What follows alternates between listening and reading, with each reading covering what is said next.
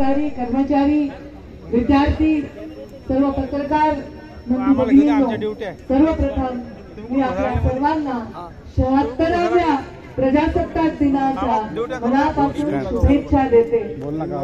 ज्यांनी या देशाला स्वातंत्र्य मिळवण्यासाठी आपल्या जीवाचा, आपल्या संसाराचं, आपल्या सुखाचं बलिदान केलं, त्याग केला, त्या सर्व विभूतींना मी मनापासून अभिवादन करते।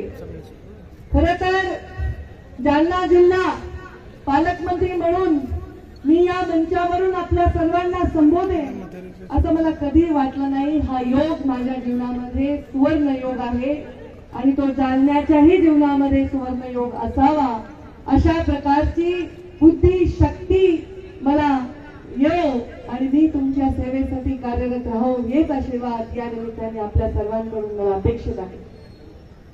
26 जानेवारी 1950 रोजी लोकशाही प्रणालीचा दीपस्तंभ ठरलेली भारतीय राज्यघटना राष्ट्राला अर्पण करण्यात आली।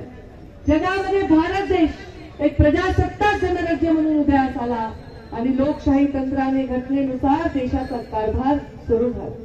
नागरिकांना राज्यकारभारामध्ये सहभागी होण्याचा अधिकार मिळाला नाही। या दिवसाला फार महत्त्वाचं विशेष महत्त्व आहे।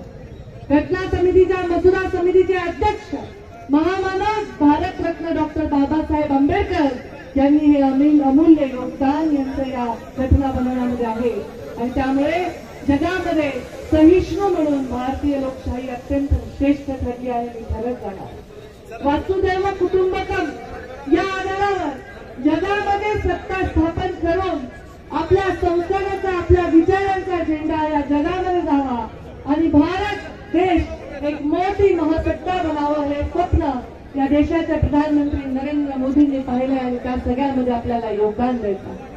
जालना जिल्ह्याचा आज पालकमंत्री म्हणून मी आपल्याला संबोधत असताना या जालना जिल्ह्याविषयी मी विचार करत होते।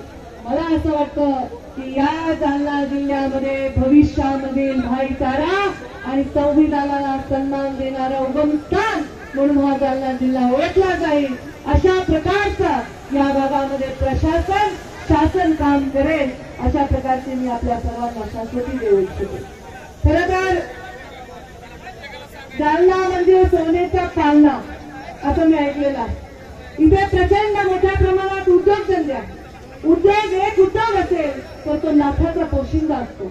एका उद्योगामुळे अनेक कुटुंबांच्या शहरामध्ये चुली जळत असतात, अनेकांना रोजगार मिळत असतो, अनेकांची मुलं शिकत असतात।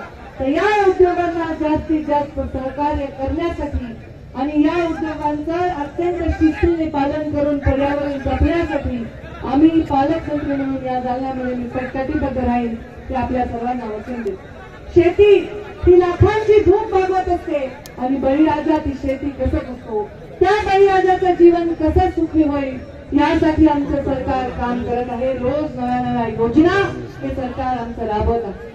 युवा हा रोजगाराने युक्त असला पाहिजे, महिला ही स्वावलंबी असली पाहिजे आणि भयमुक्त असली पाहिजे। हे कसं होईल हे पूर्ण करण्यासाठी आमचं सरकार हे कटिबद्ध असेल। या निमित्ताने आपल्या सर्वांना मी शाश्वती देते। आज आपण राज्यामध्ये अनेक योजना राबताना पाहत आहोत। मुख्यमंत्री लाडली बहीण योजना, मुख्यमंत्री वयश्री योजना, मुख्यमंत्री युवा कार्य प्रशिक्षण योजना, मुख्यमंत्री तीर्थदर्शन योजना, मुख्यमंत्री बळीराजा मोफत वीज पुरवठा योजना, मुख्यमंत्री अन्नपूर्णा योजना, मुलींना मोफत उच्च शिक्षण देण्याची योजना, या सगळ्या योजनांचा समावेश हा यामध्ये आहे आणि त्याच्यामुळेच आपण सामान्य माणसापर्यंत प्रत्येक अधिकार त्याचा पोहोचवण्यामध्ये यशस्वी होत आहोत आणि वरचेवर त्या योजना राबवण्यामध्ये आपण योगदान देत आहोत।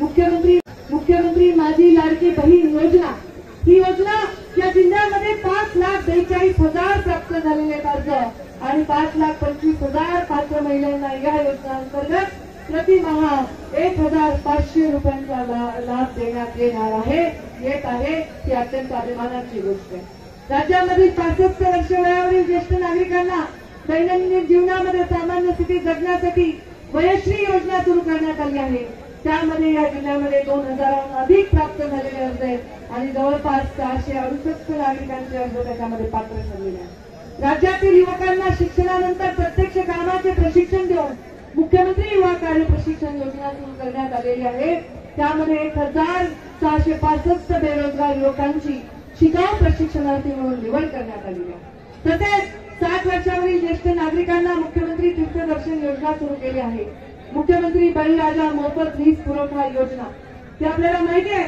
बळीराजाला अत्यंत कठीण परिस्थितीमध्ये सरकारने दिलेला अत्यंत महत्वाचा हा निर्णय आहे. त्याच्यामुळे बळीराजाला खूप मोठी मदत झालेली आहे. त्यामध्ये असंख्य शेतकऱ्यांना त्यांचं जे सौर पंपावरचं वीज बिल आहे ते माफ करण्यात आलेलं आहे. 7.5 हॉर्स पॉवरच्या क्षमतेच्या शेती पंपांना पूर्णपणे मोफत वीज पुरवठा केला जाणार आहे. राज्यातील मुलींना 12वीनंतर उच्च शिक्षणासाठी जी योजना आहे त्या योजनेचा सुद्धा 100% लाभ या ठिकाणी देण्यात येतो. राष्ट्रीय पशुधन अभियान, कुक्कुट पालन आहे, शेळी मेंढी पालन आहे, गावागावामध्ये खेड्यामध्ये उद्योजक बनवण्यासाठीची योजना आहे. हे खातं माझ्याचकडे आता आहे.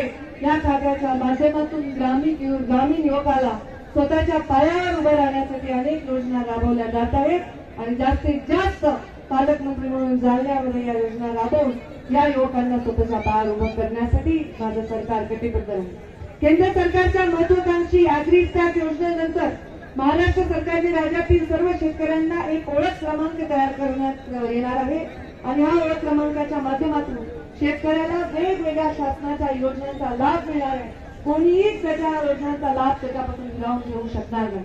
जिल्ह्यामध्ये तत्सम धनगर समाजातील अनेक समाज घटक आहेत जे भटके आणि विमुक्त आहेत. त्यांना राजे यशवंतराव होळकर महामेश योजनेअंतर्गत आपण वेगवेगळा लाभ देणार आहोत आणि यामध्ये प्रत्येक गटामध्ये वेगवेगळ्या लाभांमध्ये 50% अनुदानावर काही योजना आहेत, काही योजना 20% अनुदानावर आहेत. या योजनांची पूर्ण माहिती, प्रशिक्षण आणि लाभ देण्यासाठी आम्ही कटिबद्ध आहोत. स्टील आणि सीड्स उद्योगामुळे हा जिल्हा ओळखला जातो. मी मगाच सांगितलं की एक उद्योग लाखाचा पोशिंदा असतो. या उद्योगामुळे या भागामध्ये सिल्क आणि त्याच्यावर शेती करणारे शेतकरी आणि त्याच्यावरच्या प्रक्रिया करणाऱ्या उद्योगामुळे या जिल्ह्याची ओळख आहे. चालू वर्षामध्ये 2046 एकरावर नवीन तुती लागवड करून जालना जिल्हा राज्यात प्रथम क्रमांकावर आहे. याच्याबद्दल मला अभिमान वाटतो.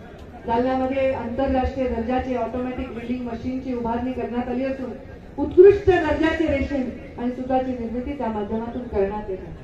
वेगवेगळ्या योजना राबवत असताना सामाजिक बांधिलकी आणि भान राखून या भागामध्ये मुलींना जास्तीत जास्त शिक्षण मिळावं आणि बालविवाह रोखावे यासाठी सुद्धा डिपार्टमेंट फार चांगलं काम करत आहे आणि त्याच्यामध्ये यश आलेलं आहे. 137 अल्पवयीन मुलींना बालविवाहापासून वाचवण्यासाठी यश आलेलं आहे. क्रीडा विभागाच्या वतीने क्रीडा संकुल याचं पहिल्या टप्प्याचं काम पूर्ण करण्यात आलेलं आहे. दुसऱ्या टप्प्याचं काम प्रगतीपथावर आहे. ऊसतोड कामगार मोठ्या प्रमाणामध्ये इथे आहेत. ऊसतोड कामगारांच्या मुलांसाठी शासकीय वसतिगृह योजनेअंतर्गत जालना जिल्ह्यासाठी 12 नवीन वसतिगृह मंजूर झालेली आहेत आणि त्यामध्ये 8 वसतिगृह ही सुरू झालेली आहेत.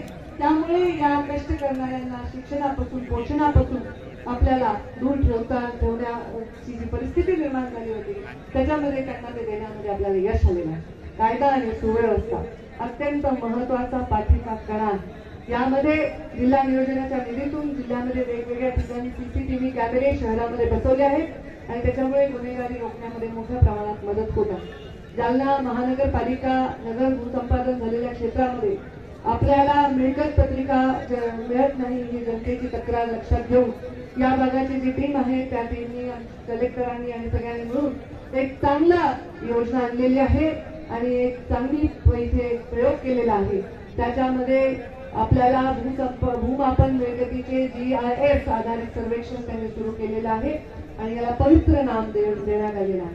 कार्यक्रमातून नगर भूमापन क्षेत्रातील मिळकती अक्षांश रेखांश मिळणार आहे आणि भविष्यात या मिळकतीच्या हद्दीच्या संदर्भात जे वाद आहेत ते वाद होणार नाहीत आणि कमीत कमी तंटा होईल, तंटामुक्त असं शहर करण्यासाठी हा एक चांगला यशस्वी प्रयत्न आहे. आपण सर्वजण आता जसे एवढ्या संख्येने आला आहात, एवढ्या उत्साहाने आला आहात, की जेव्हा हे परेड करत होते तेव्हा आपण सर्व मला शुभेच्छा देत होतात. आपण माझ्याकडे हात हलवून प्रजासत्ताक दिनाच्या आणि पालकमंत्री म्हणून काम करण्याच्या शुभेच्छा देत होतात. त्याबद्दल मी मनापासून आपल्या सर्वांचे आभार मानते. आपली मान खाली जाणार नाही असं काम कधीही आमच्याकडून होणार नाही, पण आपली मान अभिमानाने उंचावेल आणि जालना पालकमंत्रीपदाचा काळ लक्षात ठेवेल असं काम नक्कीच आपल्या हातून होईल हे वचन आपल्याला देते. आणि मी परत एकदा आपल्या सर्वांना प्रजासत्ताक दिनाच्या हार्दिक शुभेच्छा देऊन माझ्या वाणीला विराम देते. जय हिंद, जय महाराष्ट्र. माननीय मंत्री महोदयांनी आपल्या भाषणातून जनतेला संदेश देताना शासनाच्या विविध योजनांची माहिती